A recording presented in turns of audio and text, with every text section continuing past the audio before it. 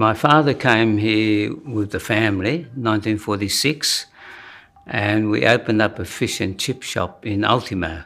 So my mother managed that one. So my father had to fulfill the immigration requirement of importing or exporting £10,000 of goods every year. So he was doing it all through the business in the fish and chip shop. So by 1949, 3 years later, so on the 18th of March, we were told that the civil war in China was getting worse. So you better not come home because it would be very dangerous. So we applied almost like a refugee status so we could stay in Sydney with the condition that we had to either import or export and start off a business. And that was also the beginning of the new government of China, 1949, under the People's Republic of China. So that was a good opportunity and a good start for us to open a shop in Dixon Street. So in 1949, I was still at Ultimo Public School doing my fifth class. So in 1950, I concluded my primary school at Ultimo.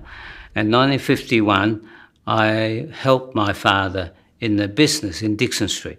So I decided to leave my residence in Ultimo with my family, mother and siblings. So I lived in Dixon Street. So in Dixon Street, we had 65 elderly Chinese living up in the dormitories upstairs. And at that time, my father started his business at number 56 mezzanine floor, Dixon Street. It was a grocery shop. So I was living upstairs above the shop, and in the morning I would assist in the shop, and then after school, catch the tram. The tram from the school was 1 penny for students. So I quite enjoyed the lifestyle at that time. Living in Dixon Street gave me access to all the city because my parents couldn't speak much English, very little. So that's why I was quite handy to be in the shop. So what I did in the grocery shop, in all the shelvings, I would type out the name of the product and maybe give advice how to use it. And then in 1951, 2 years after our business started, the City Council said, look, we've got to upgrade the living quarters upstairs. So my father at that time was given an offer to buy the building. So he borrowed money from the bank and bought the building. I was involved in the business every weekend and helping out, and then looking after some of the 65 elderly men upstairs, living in dormitories.